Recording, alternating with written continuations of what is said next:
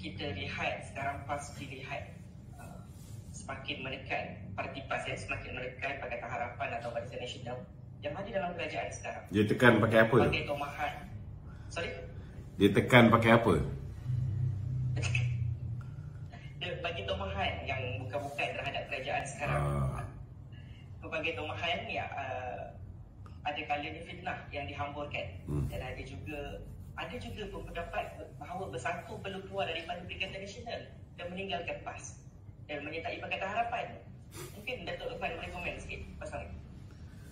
Bagi saya, sebarang tindakan untuk membawa masuk sama ada Bersatu atau PAS ke dalam Pakatan Harapan ini akan menyebabkan parti-parti komponen yang membentuk kerajaan perpaduan ini akan berpecah belah. Jadi kalau nak cuba, silakan. Saya tak ada masalah. Saya tak ada masalah. Saya yakin bahawa tugas kita nak memenangi 6 pilihan raya negeri ini bukan satu tugas yang mudah. Dia bukan boleh ambil sifir, campur undi UMNO, undi BN, campur dengan undi PH. Kalau kawasan tu kita undi kita lebih, maka kita akan menang di kawasan-kawasan tersebut. Sifir dia tidak semudah itu. Saya bimbang sebenarnya dalam keadaan sekarang ni, sebenarnya saya takut kerajaan perpaduan ini tidak cukup masa. Itu sebab kalau boleh di-drag pilihan raya negeri ini seberapa lama yang mungkin, itu lebih baik. Kerana kita perlukan masa untuk meyakinkan rakyat bahawa kerajaan perpaduan ini mampu untuk memberikan yang terbaik kepada rakyat Malaysia. Kalau misalnya kita tidak ada masa yang mencukupi, saya bimbang. Saya tak bimbang orang Melayu. Saya yang risau sangat orang Melayu ni. Orang Melayu ni, dia sudah diindoktrinasi oleh Tun Dr. Mahathir untuk membenci DAP ni keterlaluan sangat. Dan benda ni dah melekat di kepala orang Melayu khususnya. Dan saya tak bimbang orang Melayu akan tolak kerajaan perpaduan ni kerana apa yang DAP lakukan sekarang ataupun selepas ni. Situ saya tak bimbang, kerana saya yakin DAP sekarang ni jauh berbeza dengan DAP dulu. Dan saya juga yakin bahawa kita berkemampuan untuk buat DAP menjadi lebih bertoleransi. Kita berkemampuan untuk buat DAP lebih memahami kedudukan Islam sebagai agama persekutuan, kedudukan hak istimewa Melayu, kedudukan bahasa Melayu sebagai bahasa kebangsaan, kedudukan raja-raja Melayu. Kita yakin DAP sekarang akan buat benda ni semua dan dia menghormati benda ni semua. Cuma yang kita risau ni ialah nak meyakinkan orang Melayu untuk menyokong kerajaan perpaduan ni, kerana apa yang mereka fikirkan tentang DAP dan apa yang berlaku di saat-saat silam ini akan menjejaskan sebenarnya. Jadi saya tak bimbang, takut DAP silap cakap ke apa ni. Walaupun ada lah beberapa orang, contohnya macam Timbalan Ketua Menteri Pulau Pinang, bila dia mengeluarkan kenyataan, saya nampak dia ada sikit kurang berhati-hati. Sepatutnya beliau meneliti ucapan Datuk Seri Zahid Hamidi sebelum dia mengeluarkan kenyataan tu. Tapi saya nampak ada sedikit kegopohan di situ bila dia menyela tindakan Datuk Seri Zahid melantik Ramesh Rao. Dia menyangkakan bahawa Datuk Seri Zahid melantik Ramesh Rao untuk menjaga masyarakat India. Dan dia pun tak faham bahawa dia tak tengok, kemungkinan besar dia tak tengok keseluruhan video itu, menyebabkan dia tak faham bahawa Datuk Seri Zahid sedang berseloroh, berjenaka. Kalau misalnya ada masalah kaum India yang tidak dapat diselesaikan oleh Ramesh Rao, jangan cari saya, jangan cari Ramesh Rao, salahkan Ramesh Rao. So dia tak sepatutnya react pada jokes macam ni. Sebenarnya dia kata Datuk Seri Anwar Ibrahim yang sepatutnya menjaga komuniti India, bukan Ramesh Rao.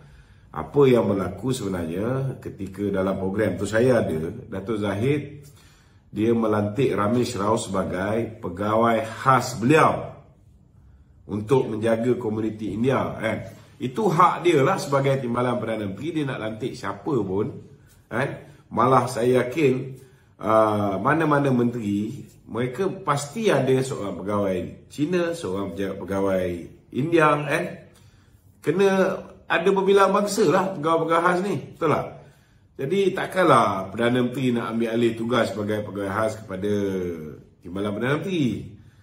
Itu sebablah saya rasa pemimpin-pemimpin tak kira lah daripada DAP ke, daripada UMNO ke, daripada PAS ke, to move forward, kan.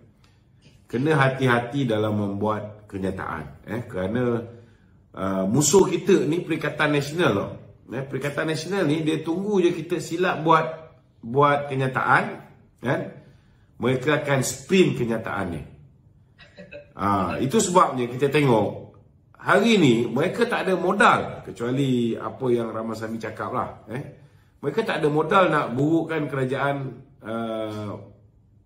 perpaduan ni. Mereka keluarkan kenyataan Dong Zong, contohnya kenyataan lama, ataupun kenyataan dia menuntut pengiktirafan UKEC, UEC, kan. Mereka keluarkan kenyataan lama yang dibuat oleh Ngah Komen. Ini yang saya bimbang, benda-benda lama ni dia akan menjejaskan sokongan orang Melayu khususnya. Jadi sebenarnya ramai orang tak tahu bahawa UMNO mengambil satu risiko yang besar jugalah. Tetapi kita tak boleh menyerah kalah. Ini adalah cabaran UMNO. Kita kena mampu untuk yakinkan orang-orang Melayu khususnya, kita punya kumpulan sasar kita, bahawa kerajaan perpaduan ini boleh menjaga kepentingan Islam orang Melayu, kepentingan bahasa Melayu, kepentingan raja-raja Melayu, dan dalam masa yang sama kita juga kena yakinkan golongan bukan Melayu bahawa kerajaan perpaduan ini mampu menjaga kepentingan semua kaum. Ini cabaran yang terbentang di hadapan kita. Saya harap orang-orang UMNO khususnya tidak mudah menyerah kalah, walaupun ada kemungkinan besar. Saya dapat gambarkan kita akan berhadapan dengan satu persaingan yang sengit, khususnya di Kelantan, Terengganu, dan juga mungkin di Kedah. Kita akan berhadapan dengan saingan yang sengit di 3 negeri ini, kerana saya faham sangat orang Melayu yang sudah didoktrinasi oleh Tun Dr. Mahathir, oleh pemimpin-pemimpin macam Muhyiddin dulu. Ini menyebabkan bukan satu benda yang mudah untuk kita ubah pendirian orang Melayu sekelip mata untuk boleh menerima DAP. Nak bagi dia orang faham bahawa DAP sekarang bukan macam DAP yang dulu. DAP sekarang dipimpin oleh Anthony Loke, lebih pragmatik, lebih berfikiran terbuka. Dan mereka juga belajar melalui kesilapan mereka. Mereka pernah ada kerajaan, duduk dalam kerajaan, dapat nikmati macam-macam, tiba-tiba disebabkan keterlanjuran kata, keterlanjuran perbuatan, terlalu agresif, akhirnya menyebabkan mereka hilang kerajaan. Sudah pasti, mereka juga tak mahu hilang kerajaan. Jadi saya yakin bahawa kita, bak kata orang tu, kita mampu untuk jinakkan kawan-kawan kita. Berbeza dengan PAS, dengan Bersatu yang dijinakkan oleh kawan-kawan mereka. Yang ini yang sebenarnya PAS dan Bersatu bimbang. Mereka takut kalau kita ada ample time, contohnya kita ada 5 tahun untuk pilihan raya negeri ni, memang kita akan berhadapan dengan satu persaingan yang sangat sengit, khususnya untuk yakinkan orang Melayu. Tetapi untuk 5 tahun akan datang, saya yakin kerajaan perpaduan ini mampu untuk yakinkan masyarakat berbilang kaum dalam negara ini bahawa inilah adunan kerjasama yang mantap yang boleh membawa Malaysia ke arah sebuah negara yang hebat, insya-Allah.